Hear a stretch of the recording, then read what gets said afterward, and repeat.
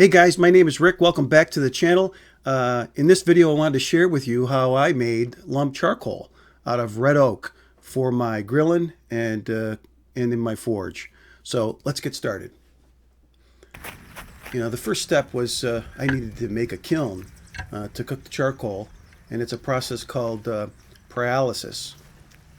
And one of the parts I needed was some pipe. And I noticed back in the backyard I had this old basketball backboard, and it had a nice 3-inch pipe in the back. So, sorry kids, Dad's on a mission. I need that pipe. Here I'm using that Harbor Freight portable bandsaw, which is terrific, about 99 bucks, and at Harbor Freight, and I use it all the time. It really works great. So that big pipe I'm taking, and I'm off to the shop. So between that pipe and this 55-gallon drum I picked up, that's all I needed to build this kiln. The first part here is I'm just drilling an initial hole, and then with my jigsaw here I'm going to cut out cut the tabs that will act like, a flange to hold that little over 3-inch pipe.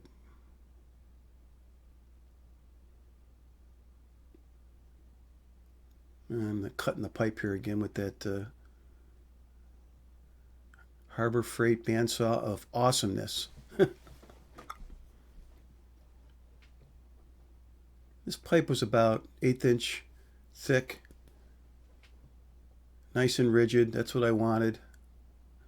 I cut about a 3-foot section and stuffed, I don't know, maybe 6 inches down into the drum.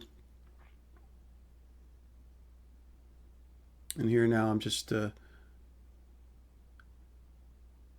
folding back those tabs back to the to hold that pipe in nice and hard. And then I decided to weld them. Weld those tabs to the pipe. I didn't want to take any risk. I don't want that pipe falling off as I'm cooking the charcoal.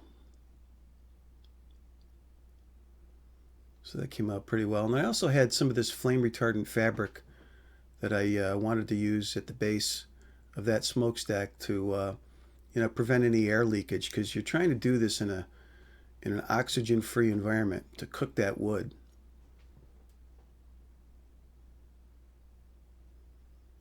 So that turned out pretty well. And then we have I'm welding here a piece of threaded rod, 3/8 inch.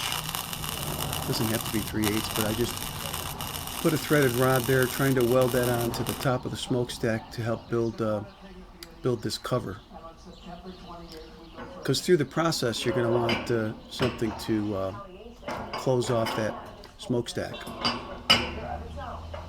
or adjust it half full, full throttle. Eventually at the end you'll want to cover it all up and snuff out anything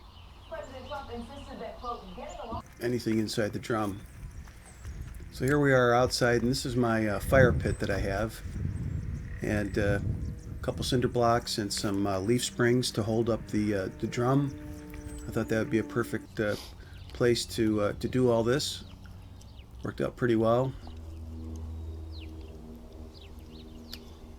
And the first process I used was the first step really was to burn off all the paint inside that drum and whatever else that was in there, any leftover remnants. I didn't want that contaminating my charcoal, so I just stuffed it with some sticks and whatnot.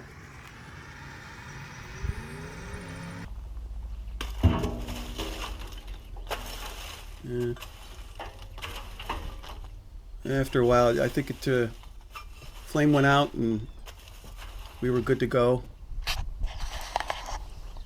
Got all the paint burned off. Unfortunately, though, that fabric melted or burned off. It must have not been flame retardant. So I ended up switching that out, changing it, putting in some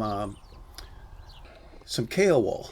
I used KO wool to wrap around that base, and then I wrapped the KO wool with some aluminum tape, and that turned out really well. So here we are with the red oak. I'm just packing that drum full, trying to pack it as tight as I can. And I tried to use pieces of red oak that were about the same size.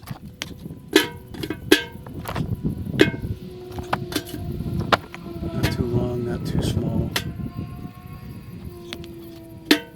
You know, they say nothing over 4 inches. I've read, but you know, I didn't go with that. I had some of these they're about 6 inches and below long.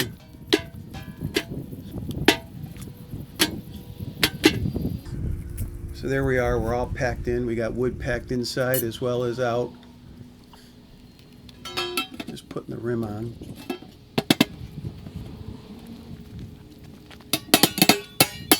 Making sure that was nice and tight. Again, we don't want air leaking in.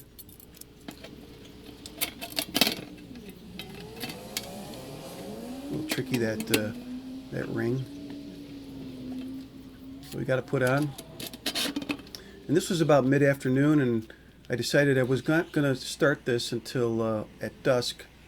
Do it at night, given the level of smoke that comes off. So this is about 7 o'clock at night, just before dusk. Here's a little booyah to get started. Get the flame going.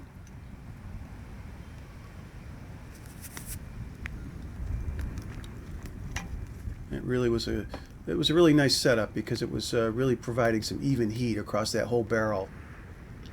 Now the first stage lasted for about an hour, and that was to burn off all the moisture that was in the wood inside the barrel. And so you can tell that by all that white smoke that was all water vapor coming off. You can see at the top of the smokestack.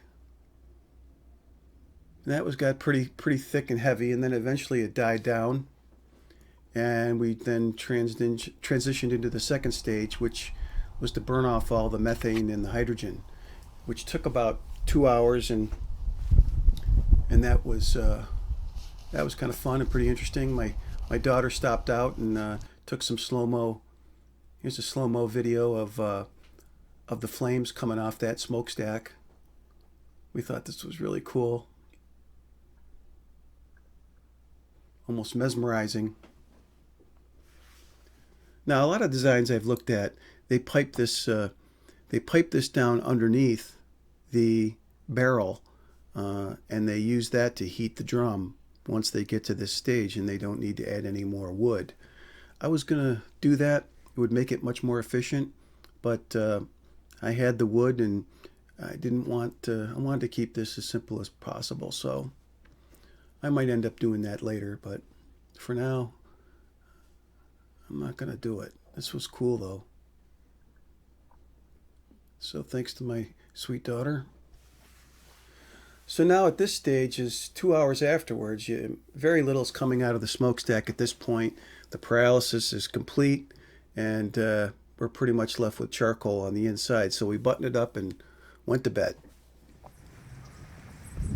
Here's the next day, and I didn't know what to expect. I didn't know what was going to be inside. It was either all burnt out, nothing left, or maybe it didn't burn anything. It didn't transform it enough into charcoal. So I was a bit anxious to see what was inside.